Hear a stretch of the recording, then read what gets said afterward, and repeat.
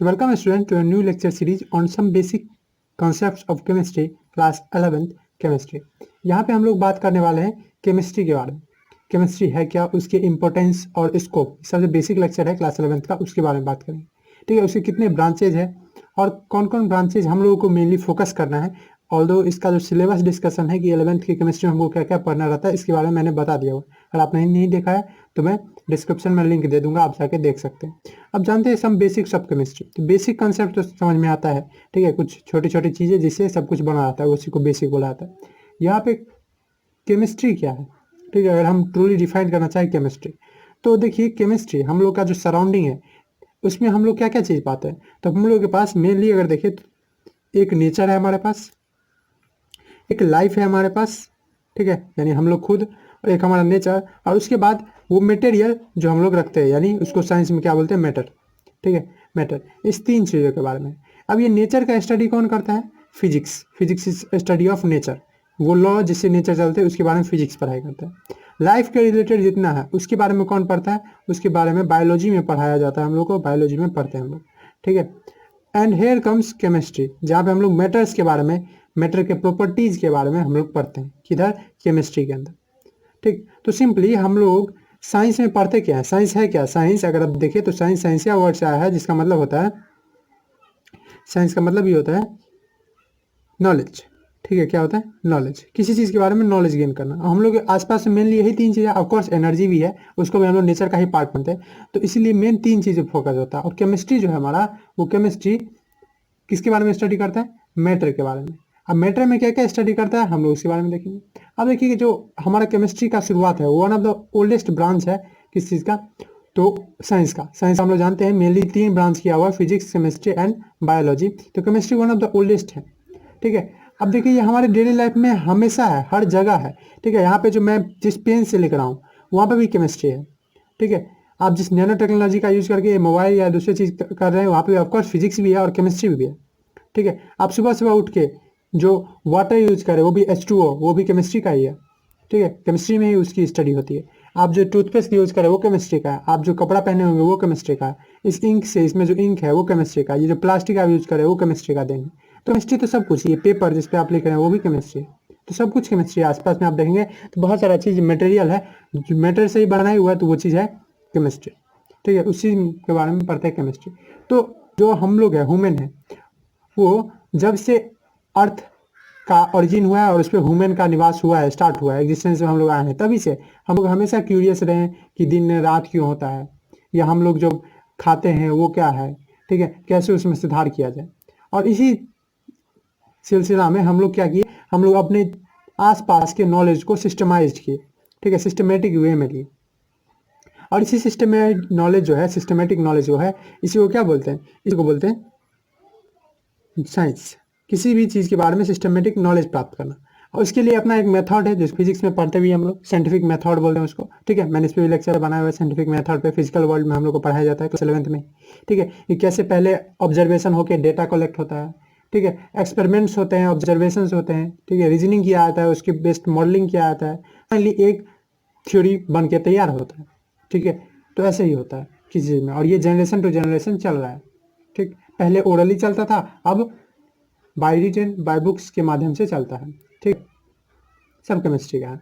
अब इसी केमिस्ट्री की वजह से आज जो आप इंटरनेट यूज कर पा रहे हैं उसमें जो ऑप्टिकल फाइबर, आप सुने होंगे शायद कि ऑप्टिकल फाइबर होता है। ऑप्टिकल फाइबर एक वायर की जैसे ही है, लेकिन उसमें बहुत ज़्यादा चीज़ इफिशियंसी है, किसी चीज़ को ट्रेवलिंग करने का जो सिग्नल है उसको ट्रेवल करता है बिना लॉस्ट किए हुए, तो बहुत ज़्यादा इफिशियंसी है। वो भी कहाँ किसका है? तो वो भी केमिस्ट्री और फिजिक्स का देन।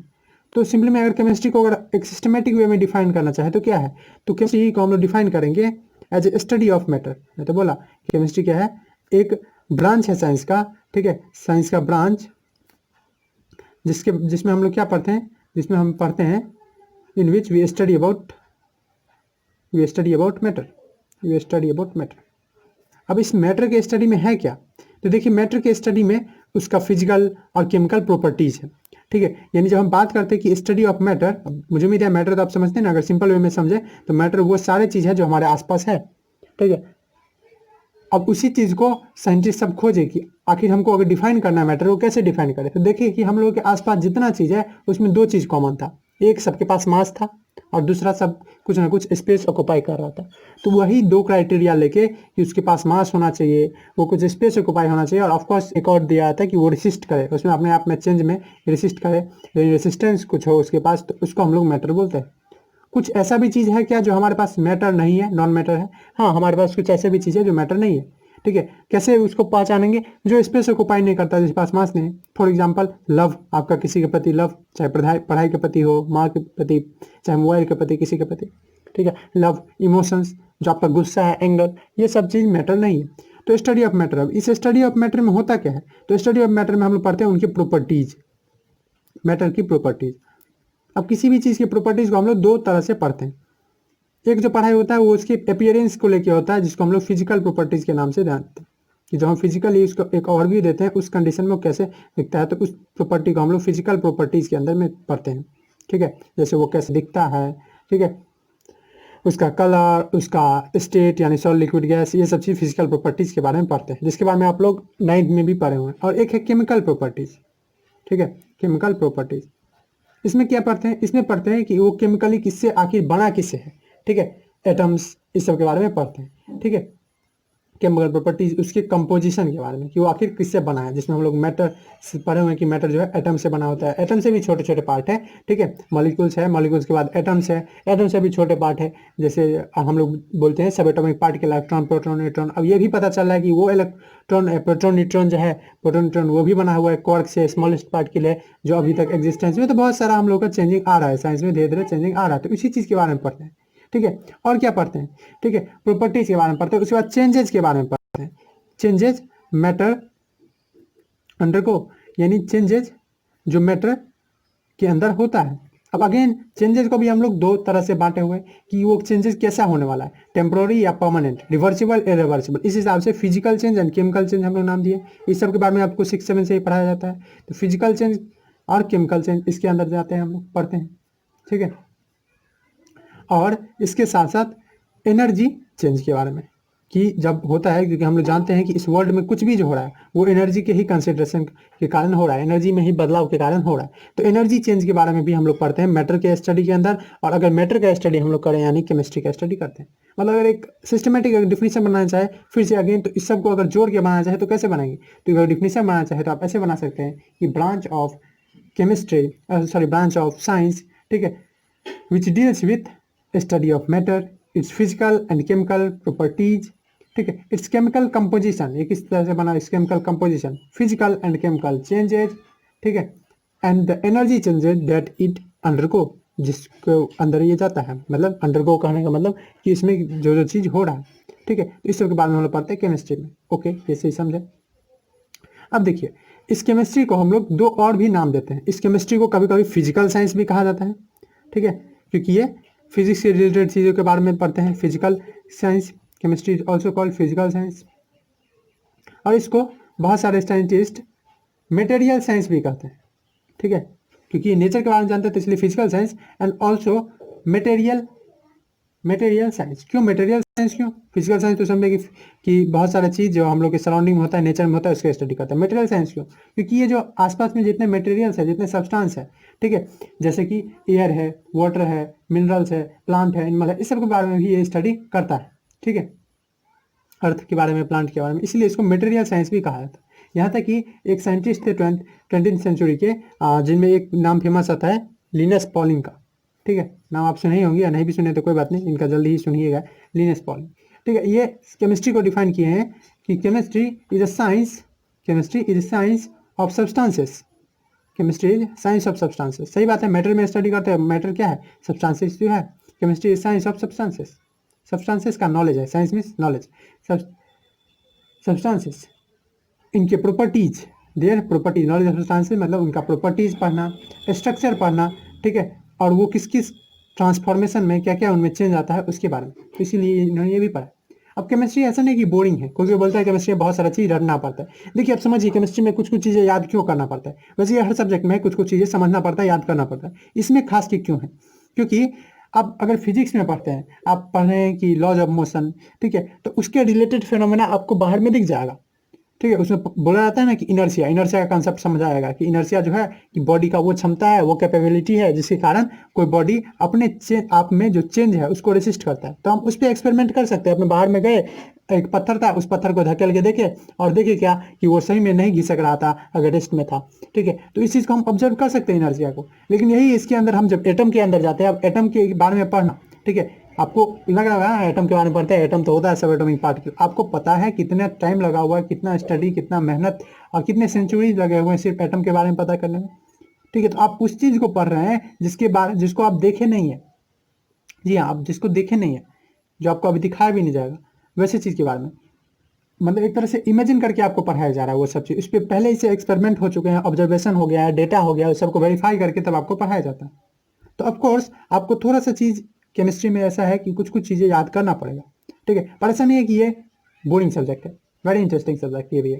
ठीक है, और इंटरेस्टिंग इसलिए कर रहा हूँ क्योंकि लाइफ का कोई भी ऐसा मोड नहीं है जिसको ये टच नहीं करता। हर एक पार्ट को लाइफ के टच करता है। जैसे मैंने आपको एग्जांपल दिया ही हुआ था। ठीक है, कि सुबह के टूथपेस्ट से लेके आप जो रात में सोने जाते हैं उस टाइम में मेडिसिन से लेके क्लॉथ से लेके जो आप प्लास्टिक का आपका जो बहुत सारा चीज़ बना हुआ है प्लास्टिक से। आजकल तो इसको प्लास्टिक एज भी बोला जाता है क्योंकि हम लोग का इधर जितना सामान है, यहाँ तक कि मोबाइल भी, पेन भी, ठीक है, बहुत सारा चीज़ प्लास्टिक से बना हुआ है। तो सब कुछ सारे लाइफ के जितने पार्ट है उसको टच करता है। सारे एस्पेक्ट जो है लाइफ के, ठीक है, एस्पेक्ट्स उसको टच करता है, चाहे वो हमारा कल्चर हो, हमारा एनवायरनमेंट हो, इस सब को।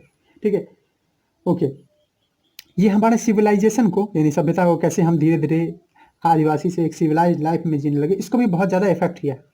कैसे इफेक्ट किया तो आप सोचिए, कुछ टाइम पहले, ठीक है, मैं थोड़ा ही सा सिविलाइजेशन को समझाता हूँ।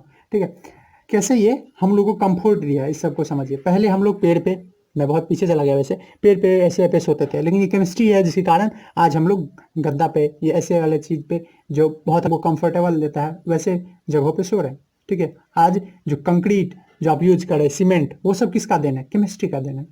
ठीक है, जिससे आप घर बना के घर के अंदर सुरक्षित रहते हो, वो किसका देना है? केमिस्ट्री का देना है। ठीक है, तो जितना कंफर्ट और हेल्दियर लाइफ, हैप्पियर लाइफ, आदमी का जो एज बढ़ गया है, ठीक है, वो सब किसका देना है? केमिस्ट्री का देना है ऑफकोर्स। ठीक है, तो ये हमको बहुत ज़्यादा सिविलाइजेशन में भी हेल्प किया, हम लोग को सब भी बनाया है।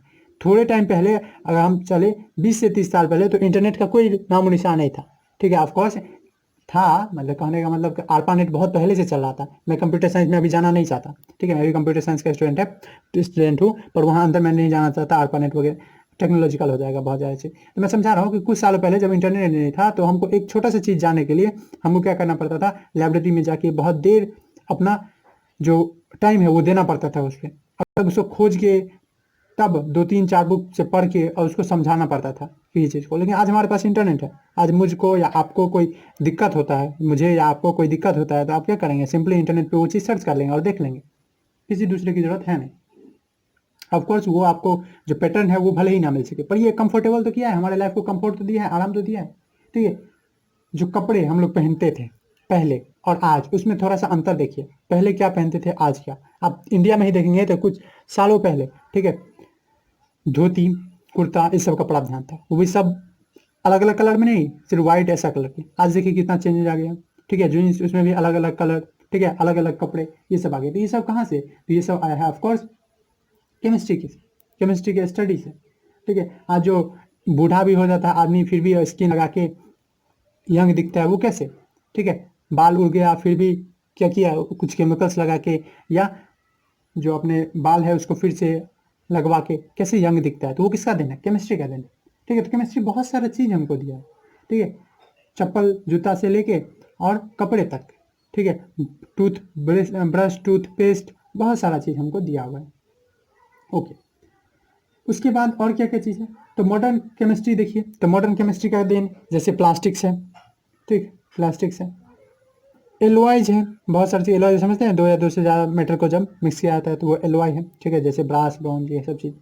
ठीक, एलॉयज है। फर्टिलाइजर देखिए, पहले का फसल देखिए बर्बाद हो जाता था, बर्बाद हो जाता था। आज क्या हो रहा है? फर्टिलाइजर्स बन गए। इसी फर्टिलाइजर से आजकल क्या हो रहा है? आजकल हम लोग जेनेटिकली मॉडिफाइड सीड बना रहे हैं। ठीक है, यानी ऐसा सीड जो धूप को रेसिस्ट कर सके, बहुत ज़्यादा धूप हो फिर भी रेसिस्ट कर सके, पानी कम मिले फिर भी चले, और उसका दाना बड़ा बड़ा हो। तो ये सब चीज़ किसके कारण पॉसिबल हो रहा है? तो ऑफकोर्स केमिस्ट्री के कारण पॉसिबल हो रहा है। ठीक है, तो केमिस्ट्री बहुत सारा चीज़ दिया है। आज जो लाइफ सबका बढ़ गया है, आज बीमार भी हो जाते हैं तो अलग अलग तरह का दवाएं हैं, ऑपरेशन का अवस्था है, वो किसके कारण है? तो वो सब भी केमिस्ट्री का देन है। ठीक है, तो ड्रग्स, एनर्जी का अलग अलग सोर्स है, चाहे सोलर एनर्जी की अलग अलग बात होगी, ये किसके कारण है? ठीक है, केमिकल जो आप जितना बैटरी सबसे लेते हैं वो कहाँ से आ रहा है? तो वो सब भी केमिस्ट्री से है। ठीक है, यहाँ तक कि आज हम लोग के पास कुछ दवाई जैसे सिस्प्लेटिन, कैंसर को ठीक करने का दवाई है, वो कहाँ से आया है? तो वो सब भी केमिस्ट्री से। AZT, ठीक है, इसको मैं लिख देता हूँ, कभी कभी इंपॉर्टेंट आता है। AZT फुल फॉर्म है इसका एजिडोथाइमाइडिन। अब इसका स्ट्रक्चर मैं नहीं बात कर रहा हूँ, ये केमिकल कंपाउंड है एजिडोथाइमाइडिन। अब ये जो है ये एक कंपाउंड है, ये एक ड्रग है और इसका यूज़ क्या चीज़ है? तो इसका यूज़ है एड्स विक्टिम्स का ड्रग है।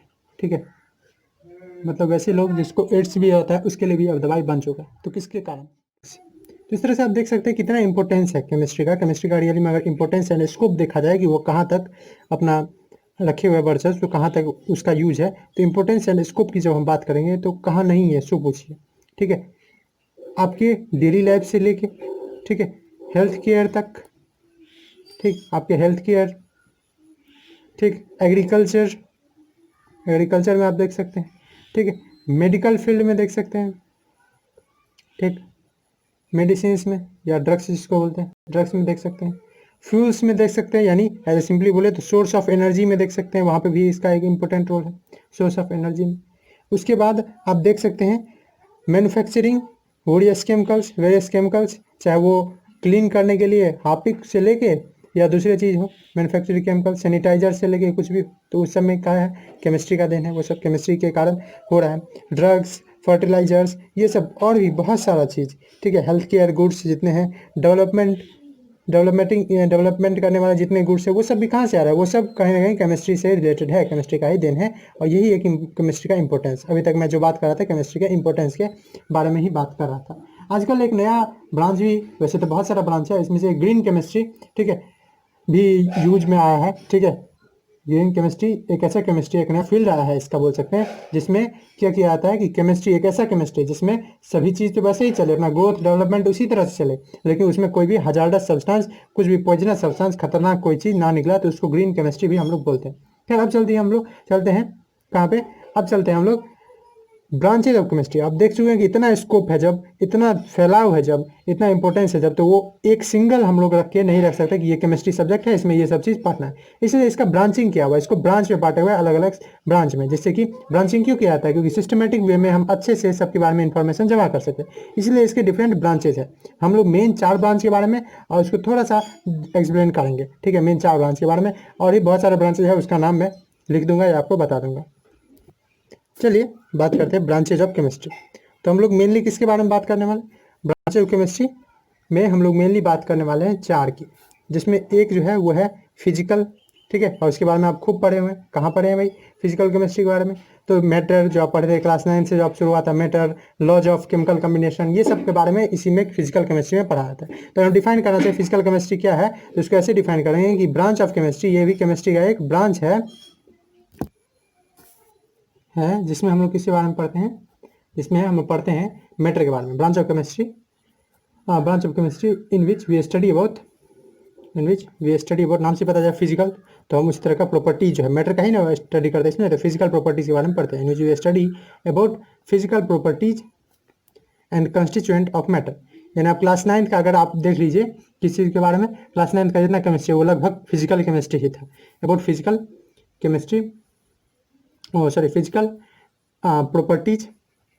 प्रॉपर्टीज एंड उसके साथ साथ एंड कंस्टिट्यूएंट, मतलब किस चीज़ से बना हुआ है, जैसे हम जानते हैं मैटर एटम से बना हुआ है, उसी के बारे में हम लोग पढ़े थे।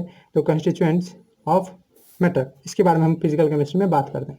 ठीक है, और क्या क्या चीज़ है? तो इसी चीज़ के अंदर फिजिकल प्रॉपर्टी और कंस्टिट्यूएंट के अंदर हम लोग पढ़ते हैं लॉज ऑफ केमिकल कम्बिनेशन, इसके बारे में।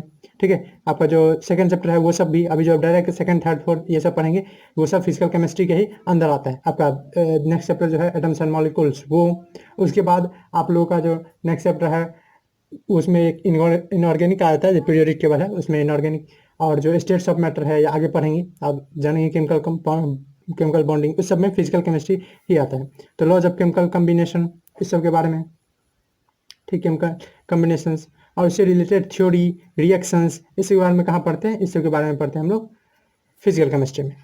इस रिएक्शन पे क्या क्या दूसरे चीज़ एक्सटर्नल अगर इफेक्ट आ जाए, जैसे कि टेम्परेचर, प्रेशर, लाइट, इस सब का क्या इफेक्ट होता है, इस सब के बारे में भी हम लोग किसमें पढ़ते हैं, फिजिकल केमिस्ट्री के अंदर। फिजिकल केमिस्ट्री के ही अंदर इतना स्कोप है। क्या क्या चीज़ स्कोप है इसका, तो इसका स्कोप जो है वो क्या है, प्रॉपर्टीज के बारे में पढ़ना, मैटर की, मैटर क्या चीज़ से बना हुआ, कंस्टिट्यूएंट क्या है उसके बारे में पढ़ना, जो मैटर के अंदर जो एलिमेंट्स है, ठीक है, एटम्स है, वो कंबाइन जब करते हैं तो वो क्यों कंबाइन करते हैं, उससे रिलेटेड लॉ के बारे में पढ़ना, लॉज ऑफ केमिकल कॉम्बिनेशन। जैसे कुछ लॉ आप लोग जानते ही होंगे, law of conservation of mass, law of constant proportion, जिसको डिफिनिट प्रोपोर्शन ही बोलते हैं। उसी तरह से अभी और 3-4 और पढ़ेंगे, law of definite proportion, law of Avogadro's का लॉ, तो और ये सब पढ़ेंगे इसी चैप्टर में। तो ये सब के बारे में पढ़ाई होता है किसी फिजिकल केमिस्ट्री के अंदर, ठीक है। और उससे रिलेटेड थ्योरी, क्या क्या रिएक्शंस है उसके बारे में, टेम्परेचर, प्रेशर, लाइट, कंसंट्रेशन, इसका क्या इफेक्ट है रिएक्शन पे, इसके बारे में। तो ये सब चीज़ हम लोग इस चैप्टर में ही पढ़ेंगे, कंसंट्रेशन के बारे में, ठीक है। उसके साथ साथ मैटर के बारे में हम लोग नेक्स्ट लेक्चर से बात करेंगे। चलिए, उसके बाद सेकंड जो ब्रांच है उसको हम लोग इनऑर्गेनिक केमिस्ट्री बोलते हैं। अब इसको आप लोग इनऑर्गेनिक को भले ही नहीं जानते होंगे, लेकिन ऑर्गेनिक को जानते होंगे। क्लास 10th में आप पर क्या है, कार्बन एंड इट्स कंपाउंड, उसमें आप पढ़े थे ऑर्गेनिक केमिस्ट्री क्या होता है। वो केमिस्ट्री जिसमें सिर्फ और सिर्फ कार्बन के बारे में बात होती है। सिर्फ कार्बन के लिए एक अलग से केमिस्ट्री क्यों बनाया गया, ये बताने के लिए आपको जरूरत है नहीं, बताने का जरूरत है नहीं। आप बहुत सारा कार्बन पढ़ चुके हैं, कार्बन क्या क्या क्या खासियत है, क्या कैसे वो टेट्रावेलेंट है, किस तरह से बॉन्ड बनाता है, ठीक है, क्या क्या उसका वर्सेटाइल उसका फीचर्स है, उसके बारे में पढ़ चुके हैं, ठीक है। अभी हम लोग बात करेंगे सिर्फ इनऑर्गेनिक केमिस्ट्री है क्या इसके बारे में। तो inorganic chemistry is study, simply बोल सकते हैं, इसमें भी लंबा चौड़ा आप लिख सकते हैं, branch of chemistry in which we study about, किस चीज़ का स्टडी है, वी स्टडी अबाउट एलिमेंट्स, ठीक है। और मोर प्रिसाइजली बोले नॉन एलिमेंट्स, जो जो एलिमेंट्स हम लोग जान लिए हैं उसके बारे में, स्टडी ऑफ नॉन एलिमेंट्स, ठीक। नॉन एलिमेंट्स के बारे में हम स्टडी करते हैं। और क्या क्या चीज़, उसके कंपाउंड्स, क्या क्या कंपाउंड्स बनता है, उसके रिलेटेड लॉ हम लोग पढ़ते हैं फिजिकल में, लेकिन उसके कंपाउंड्स के का जो स्टडी है, ठीक है। जैसे H2O है, H2O कैसे बना, वो मैटर है फिजिकल केमिस्ट्री का। उसका क्या क्या फीचर है, कैसे वो एक्सटिंग्विशिंग फीचर है, किस तरह का कंपाउंड है, उस सब के बारे में ये पढ़ता है कौन, इनऑर्गेनिक केमिस्ट्री में हम लोग उसके बारे में पढ़ते हैं, देयर कंपाउंड पढ़ते हैं, ठीक है। अब ये सारे नॉन एलिमेंट किसको, एक्सेप्ट कार्बन, कार्बन को छोड़ के, कार्बन के बारे में हम इसमें नहीं पढ़ते, कार्बन के लिए एक अलग ही ब्रांच बना हुआ है जिसको ऑर्गेनिक केमिस्ट्री कहते हैं, ठीक है। इन ऑर्गेनिक में इतना ही चीज, सारे जितने एलिमेंट्स नोन है उसके बारे में हम लोग स्टडी करते हैं, ठीक है, कि वो कहाँ से आया, किस मटेरियल से, किस मिनरल से आया, उसके बारे में स्टडी करते हैं, ठीक है। किसको छोड़ के, कार्बन को छोड़ के। Third we have organic chemistry, ठीक है। ऑर्गेनिक केमिस्ट्री बताने की आपको जरूरत नहीं है, आप अच्छे से इसको पढ़ के भी आए हैं, और डिटेल में 11th-12th में कुछ हद तक डिटेल में इसके पढ़ेंगे भी, ठीक है। ऑर्गेनिक केमिस्ट्री खासकर 12th में। ऑर्गेनिक केमिस्ट्री क्या है, तो ये, और इसमें भी लिख सकते हैं लंबा चौड़ा, it is a branch of chemistry in which we study about compounds of carbon, carbon और उसके compounds in which we study about carbon and its compound. इसका नाम ही, अब चैप्टर जो 4th आपका केमिस्ट्री क्लास 10th, इसका नाम भी था कार्बन एंड इट्स कंपाउंड, ठीक है। इसके बारे में हम स्टडी करते हैं, ठीक है, किसमें, ऑर्गेनिक केमिस्ट्री में, उसके कंपाउंड से। अब जरूरी नहीं है कि सारे कंपाउंड, जैसे कार्बन का डाइऑक्साइड है उसके बारे में इसमें ऑर्गेनिक में नहीं स्टडी होता है, तो कुछ कुछ को छोड़ के, accept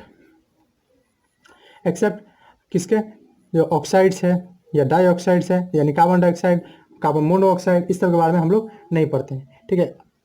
accept oxides, dioxides, simply उसी में आ गया कार्बाइड्स, ठीक, कार्बाइड जैसे कार्बोनेट, बाइकार्बोनेट, इस सब के बारे में हम लोग ऑर्गेनिक में नहीं पढ़ते हैं, ठीक। कार्बोनेट, बाइकार्बोनेट, ठीक, कार्बन का अगर बनता भी है तो उसमें हम लोग नहीं पढ़ते हैं, वो सब किसका है मैटर, वो सब है इनऑर्गेनिक केमिस्ट्री का मैटर, इनऑर्गेनिक केमिस्ट्री का स्कोप है वो चीज़। ऑर्गेनिक में ये सब हम लोग नहीं आते हैं। सिंपली अगर बोले ये है क्या, तो आप 10th में ही पढ़े होंगे कि it is study of hydrocarbon and it's derivative, study of hydrocarbon. Hydrocarbon समझते हैं ना, कार्बन और इसके, कार्बन और हाइड्रोजन से बनता है, हाइड्रो मीन्स हाइड्रोजन, और कार्बन हाइड्रोकार्बन से जो बनता है, और उसके डेरिवेटिव एंड इट्स डेरिवेटिव। जैसे उसमें आप जानते हैं कि हाइड्रोजन जो होता है उसको रिप्लेस करके हम लोग कोई दूसरा चीज़, जैसे फंक्शनल ग्रुप थोड़ा मोड़ा जानते होंगे, ठीक है, ज़्यादा डीप में बात मैं नहीं बात करना चाहता, डेरिवेटिव्स, ठीक है। फंक्शनल ग्रुप जैसे अल्कोहल है, इथर है, इस सब को अगर ऐड कर दे तो वो सब चीज़ आता है ऑर्गेनिक केमिस्ट्री के अंदर। तो सिंपली अगर स्टडी बोले तो ये स्टडी है हाइड्रोकार्बन और उसके डेरिवेटिव्स के बारे में, ठीक है। Finally we have one last, जिसके बारे में आप ज़्यादा नहीं जानते हैं, पर थोड़ा मोड़ा आप मेजरमेंट से देखे हुए हैं, कुछ क्वेश्चन से क्लास 9 के भी और 10 से देखे हुए हैं। एक है एनालिटिकल केमिस्ट्री, एनालिसिस आप जानते हैं, ठीक है, किसी चीज़ के बारे में डीपली स्टडी करना और पता लगाना कि वो क्या है, वही एनालिसिस कहलाता है, और इसी चीज़ का काम करता है एनालिटिकल केमिस्ट्री। एनालिटिकल केमिस्ट्री है क्या, तो ये स्टडी है किस चीज़ का, study of methods of analysis, किसी भी चीज़ को कैसे हम लोग देखें, किस तरह से उसको देखें, ठीक है, जिससे कि उसके बारे में पता लगे, कोई अननोन चीज़ के बारे में पता लगे, उसका काम क्या है, वो काम करता है हमारा एनालिटिकल केमिस्ट्री। एनालिटिकल केमिस्ट्री हम लोग पढ़ते क्या है, तो हम लोग एनालिसिस करते हैं किस चीज़ का, किसी भी जो केमिकल सब्सटेंस है वो नया मिले या हमको है ही, हमको पता करना है कि ये कौन सा चीज़ है, तो उसके बारे में केमिकल सब्सटेंस वो कितने क्वांटिटी में है और कितने क्वालिटी, क्या क्वालिटी है उसका, मतलब किस तरह का, उस दोनों का, ठीक है। यानी हम एनालिसिस किसका करते हैं, बोथ क्वांटिटेटिव एंड क्वालिटेटिव, दोनों स्टडी हम लोग यहाँ पे करते हैं, क्वांटिटेटिव भी एंड क्वालिटेटिव भी, क्वालिटेटिव भी। ओके, अब इसमें कैसे, तो ये by physical and chemical method, by physical and chemical method, ठीक है। जैसे तो इसके बारे में हम डिटेल में आप पढ़ेंगे एनालिटिकल केमिस्ट्री के बारे में, क्लास 9 में भी, क्लास 10 में भी, कि पता लगेगी, आपको दे दिया जाएगा एक सॉल्ट और बोला जाएगा कि उसमें पता लगेगा कि उसमें कौन कौन एलिमेंट है, तो वहाँ इस किसके आपको बोला नहीं जाएगा कि ये कौन सा कंपाउंड है, आप इसी पे कंपाउंड दे दिया जाएगा, एक सॉल्ट दे दिया जाएगा और पता लगाना होगा आपको कि इसमें क्या है। तो ये चीज़ किसके अंदर आता है, एनालिटिकल केमिस्ट्री के अंदर, ठीक है। आप उसमें बहुत सारा टेस्ट होता है, ठीक, आप उसमें लिटमस टेस्ट कर सकते हैं, ठीक है, या फ्लेम टेस्ट, बहुत सारा टेस्ट होता है, वो कर सकते हैं, तो ये आता है एनालिटिकल केमिस्ट्री के अंदर। ओके, इसके अलावा भी क्योंकि आजकल इतना डेवलपमेंट हो रहा है केमिस्ट्री का, इसके अलावा बहुत सारे ब्रांचेज हो गए, ठीक है, जैसे बायोलॉजी और केमिस्ट्री दोनों मिलकर बायोकेमिस्ट्री, ठीक है, जियो केमिस्ट्री, मेडिसिनल केमिस्ट्री, मेडिसिन के लिए अलग से इतना वास्ट हो गया कि मेडिसिनल केमिस्ट्री अलग से बन गया है, ठीक है। जो न्यूक्लियर रिलेटेड बात करता है उसका अपना ही आगे है, आजकल न्यूक्लियर केमिस्ट्री के नाम से जानते हैं, और भी बहुत सारे हैं, polymer chemistry, structural chemistry, industrial chemistry, soil and agricultural chemistry, बहुत सारे, ठीक है। खैर उसके बारे में बात नहीं करेंगे, हम लोग का ये 4 इसलिए पढ़े क्योंकि इसी चारों के बारे में हम लोग पूरा क्लास 11th और 12th पढ़ने वाले हैं, ठीक है। क्लास 11th और 12th में इसी चीज़ के बारे में हम लोग पढ़ने वाले हैं, ब्रांचेज ऑफ केमिस्ट्री जो है इसी फिजिकल, इनऑर्गेनिक, ऑर्गेनिक और एनालिटिकल, इसी 4 के बारे में हम लोग पढ़ने वाले हैं पूरा क्लास 11th एंड 12th। तो इसीलिए मैंने सोचा कि इसी के बारे में आपको बता दें। उम्मीद है आपको ये लेक्चर पसंद आया होगा और आपको सब कुछ समझ में आ गया होगा। और किसी चीज़ में डाउट हो या वीडियो में किसी पार्ट में किसी चीज़ का कमी लगा हो तो आप कमेंट कर सकते हैं, और अच्छा लगा हो तो वीडियो को लाइक कर दीजिए, चैनल को सब्सक्राइब कर दीजिए, और अगर अच्छा लगा हो दोस्तों के साथ शेयर भी कर सकते हैं। चलिए, थैंक्स फॉर वॉचिंग।